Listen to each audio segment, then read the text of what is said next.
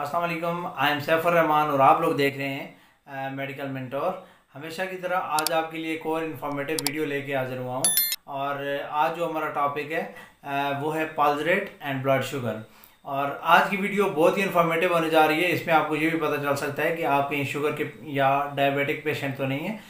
और ये सब जानने के लिए वीडियो को काइंडली पूरा देखिएगा।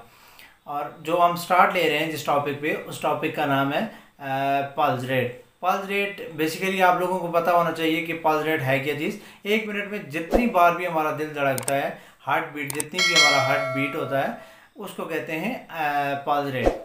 पल्स रेट को जानने के लिए आपको सबसे पहले ये जानना ज़रूरी है कि आपका नॉर्मल पल्स रेट क्या होता है, आपका हाई पल्स रेट कौन सा होता है और कौन सी लिमिट में आपकी पल्स रेट जो है वो एक्सीड कर जाती है और क्रिटिकल कंडीशन होती है जो, उसके बारे में आपको जानना ज़रूरी है। और पल्स रेट का ये है कि ये आप इजीली घर में भी बैठ के चेक कर सकते हैं। जैसा कि आपको मेरे बैकग्राउंड में नज़र आ रही हैं फिंगर्स, कि आपने अपनी इंडेक्स फिंगर को और अपनी मिड फिंगर को जो है ना वो अपनी कलाई पे रखना है या फिर अपनी नेक पे रखना है।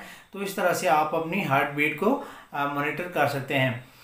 आपको ये चीज़ जाननी ज़रूरी है कि आपकी जो नॉर्मल हार्ट बीट है, जिसको पल्स रेट कहते हैं, वो होनी चाहिए 72। इसके लिए आप एक वॉच का इस्तेमाल कर सकते हैं। वॉच लें एक, उस पर टाइम नोट करें।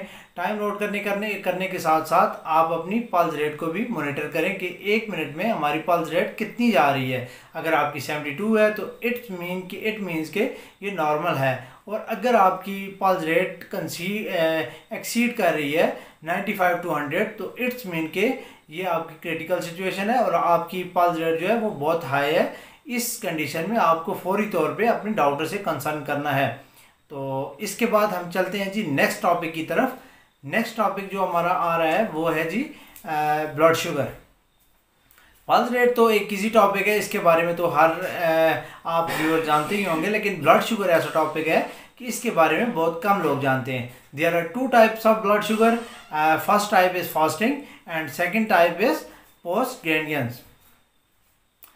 इसमें आपको ये होता है कि जो फर्स्ट टाइप है ये होती है बिफोर मील, और सेकंड जो टाइप है वो होती है आफ्टर मील। जब आप डॉक्टर के पास जाते हैं, डॉक्टर आपका शुगर चेकअप करता है, तो उसमें जब फास्टिंग करेगा मीन्स के बिफोर मील करेगा, तो उसमें आपका जो शुगर रेंज आ रही होगी वो होगी 70 to 100 mg पर DL। ब्लड शुगर की जो नॉर्मल रेंज है वो आपको मैंने बताई है, जो बिफोर मील है वो है 70 to 100।